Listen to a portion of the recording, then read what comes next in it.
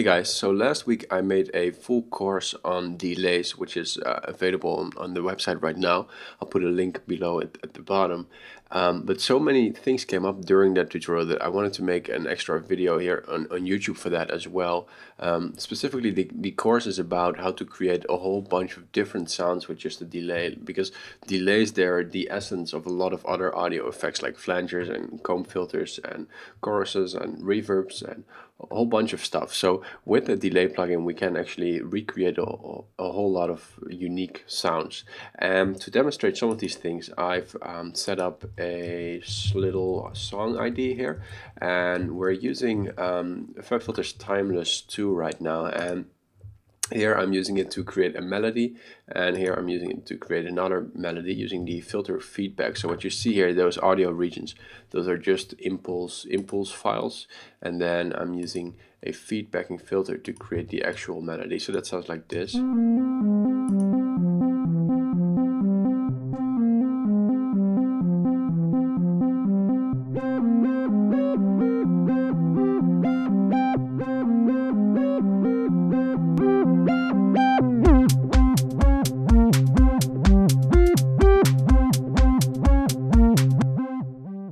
And then we just have a drum beat there. So what I want to do is I want to set up a new instance of Timeless 2, and I want to set that up on a MIDI controlled effect. So in Logic, what you would do is you would go with software instrument, and then you would go to MIDI controlled effects, and then you would go for your Timeless 2, and that way we're able to use MIDI alongside audio. And I've already did that, and I've called it destination. I guess I'm not really sure why I did that.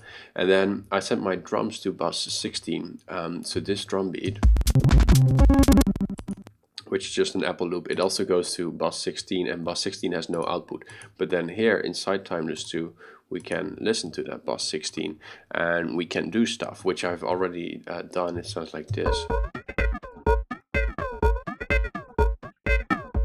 Pretty weird stuff, but we're going to start over here. So I'm gonna clean this out, and I have a couple of things that I want to show you. The first thing I want to show you is the LFOs inside this thing, which they call XLFOs.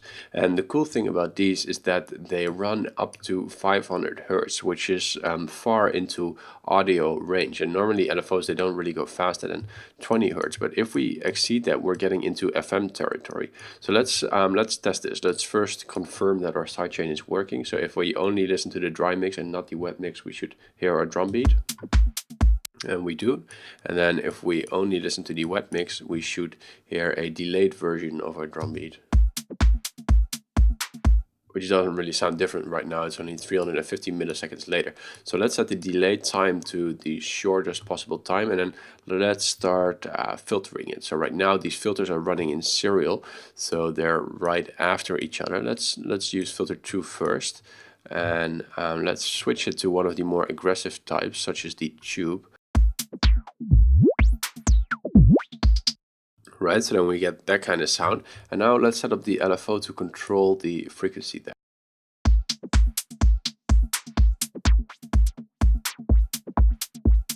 And as I increase the speed, pay attention to the moment where it sort of stops sounding like filter modulation, where it's so fast that it just becomes a single.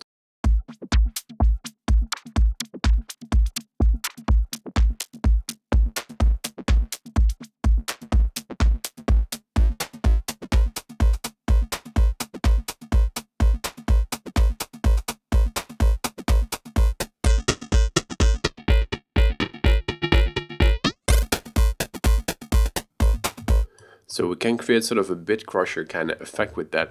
And the cool thing is that we can use this on anything, not just the filter frequency. We can also use it on the panning, for example.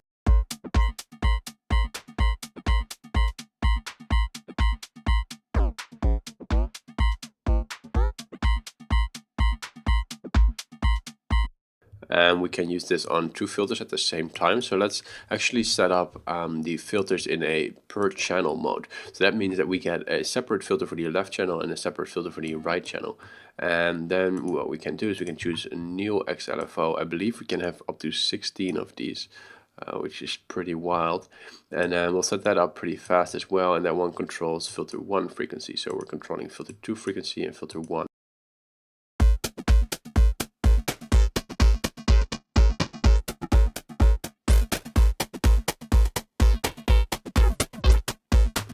And now we could set up one other LFO just to control these in a more regular fashion. So just a little bit slower. We can set this up to be a 2-bar loop, and then we could add some extra steps here. Let's add maybe 8 steps. 6, 7, 8. All right, and then we'll change these to some different position. Now notice that for every step we have individual options, as in the value itself, which sort of makes sense, but also the shape of that step. We can choose between linear, sine, squared, etc. And the other nice thing here is that we can set up one of the bands to be random, and that means that every time this cycles around, this band is going to have a new position here, so we can create some new variation there. Let's listen to this one first.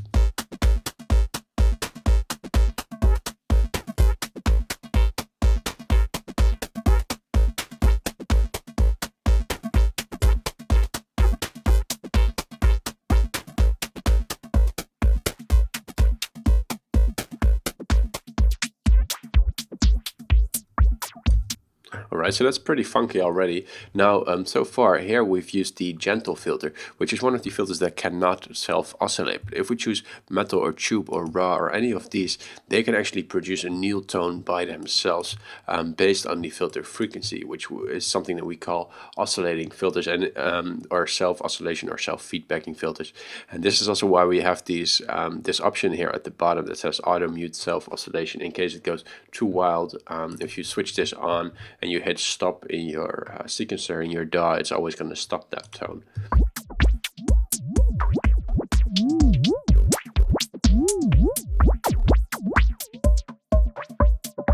So we can hear right now that filter 1 starts to self-feedback. So if I stop the modulation for that source for a second.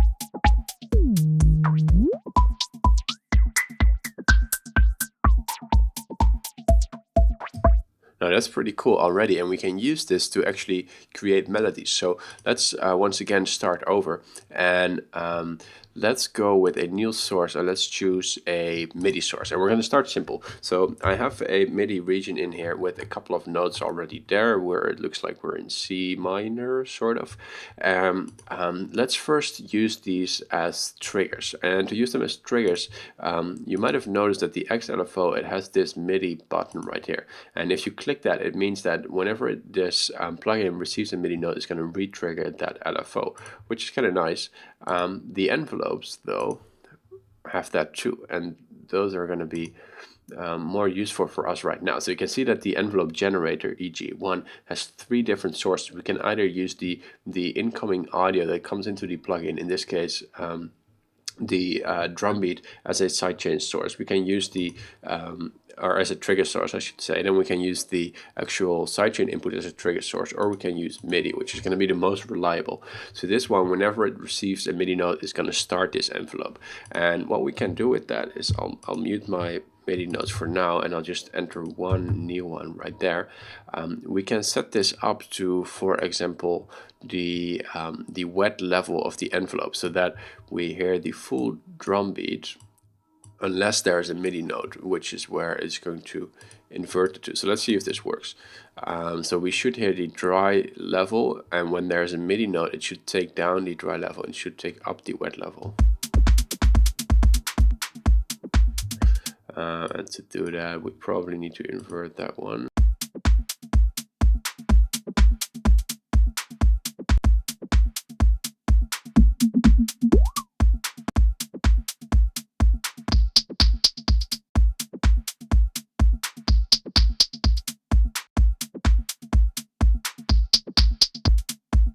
Yeah, so you can hear that during this MIDI note, I had to sort of figure out which was the right inversion. You can see here that you can invert these sources so that they modulate the other way around. But right now what we can hear is that during this MIDI note we get the wet level, which is the feedbacking filter, and the other time when there's no MIDI note we have the dry level. Now another thing that we can do here is, since this delay time is very short, we can actually turn this into a comb filter. if you read up on comb filters, you actually find that they're just delays with very short delay settings and very high feedback values. The same, by the way, is true for flangers, except that flangers, they also modulate the delay time. So let's see if we can get some sort of comb filtery kind of sound out of this.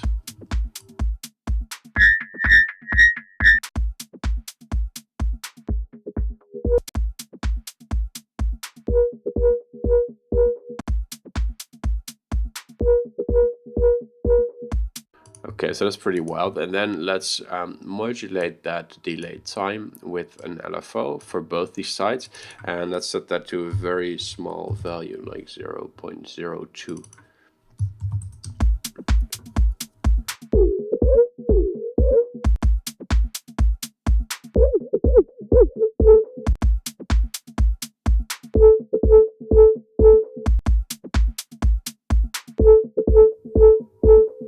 So you get some nice metallic tone there, and again a pitch which we could use to create a melody. Now this is to show you the triggering of envelopes and how that works. I don't want to make this tutorial too long because, like I said, I have a full course on this thing. But I do want to show you one more thing, which is how to use MIDI notes to actually for actual MIDI notes to actually create melodies. So I'm going to unmute these guys, and once again I'm going to clean out the interface here, and I'm gonna start with a very short delay time again. So far we haven't really used delays in a traditional sense, more to do some wild things. And then I'm gonna choose, doesn't really matter, let's choose a hollow filter here. And we're going to add a MIDI source, and this MIDI source is extremely flexible. We can choose between mod wheel, pitch bend, velocity, all that kind of stuff. So if you think about this for a second, like you see these names here all the times in a lot of plugins, but if you actually think about what they can do for you, you come up with some pretty cool things. Like you could set up the velocity so that higher notes are panned more to the side, or that the filter opens more for louder notes. The keyboard tracking as well. This tracks the actual pitch, so you could say that notes that are higher in pitch, that they have a longer delay time. I mean, there's a lot of options here. And then finally we have the controller class, which basically gives us up to 128 different MIDI CC controllers. So that's pretty cool. So for now we're going to use keyboard tracking, and we can change the curve here again between linear, exponential, logarithmic, etc. But for our purposes we want to keep it at linear. And we're going to set that up to control the filter frequency. And if we do that, we need to make sure that the amount is set to the full amount, 1, I guess. And we also need to make sure that our filter is tuned. Now, to tune our filter, typically you want to tune it to C, and C happens to have a frequency of 65 Hertz. Now I don't remember that normally, so I have this list here with all the MIDI notes and their frequencies. So we can see that C is right here and it has 65.4 Hertz, but we want to be a couple octaves higher. So let's try 261.6 for filter frequency. And then we'll switch off filter 2 for now, and we'll increase the peak, which is just the resonance.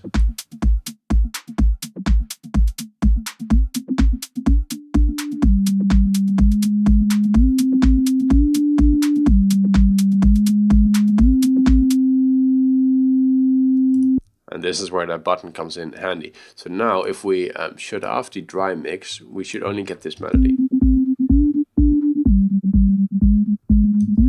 And the reason it's already giving us a melody is just because of this source. If we switch this off, we get a single tone.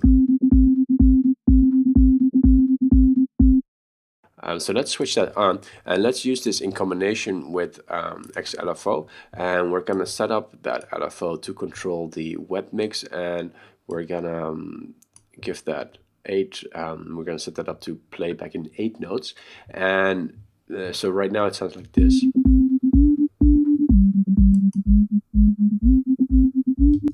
So it's just switching that on and off, and then we'll let this listen to the note so that the LFO is going to restart every time it receives a MIDI note, and we'll use this balance ring, which what it's going to do is it's going to change the curve of the modulation. So you can hear that we get plucky kind of sounds or reverse kind of sounds.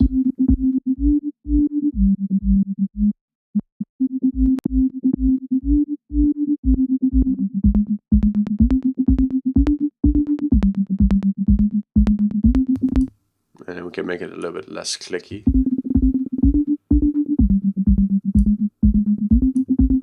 Something like that. Okay, so that's kind of nice.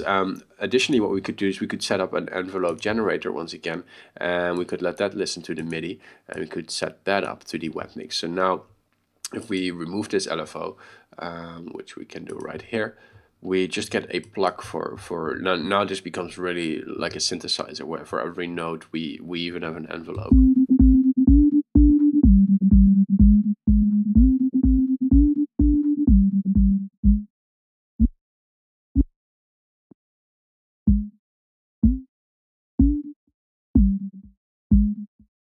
So now we get a plucky kind of sound, and then we could set up a LFO to actually control the sustain on that if we want to get pretty advanced. Envelope 1 sustain, and we'll set this up to quarter notes, and we'll set that up to, let's set that up to sort of be a reversed saw wave, so we get this sidechaining kind of effect.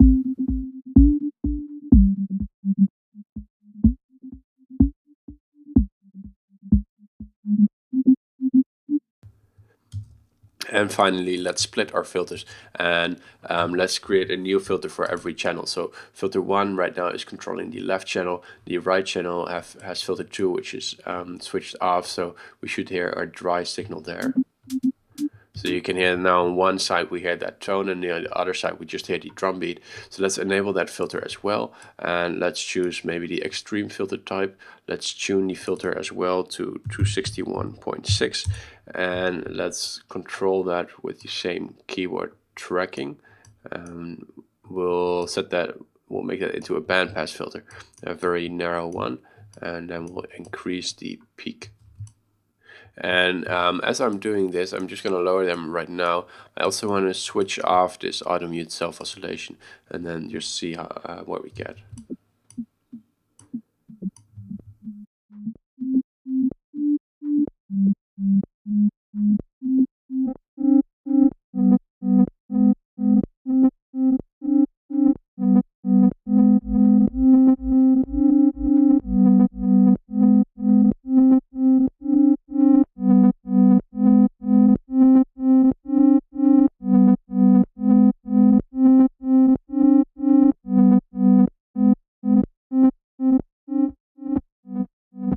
And finally, let's go with an arpeggiator on this source as well.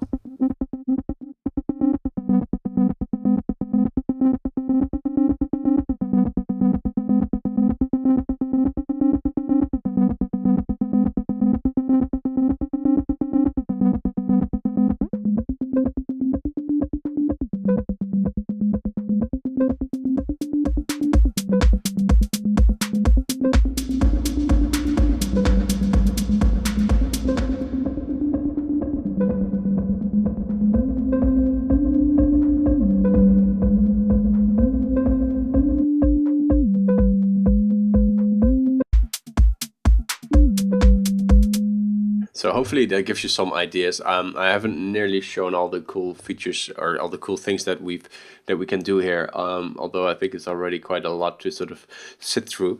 So experiment with this, come up with new tricks. Really, you can come up with some new things for this one almost every day.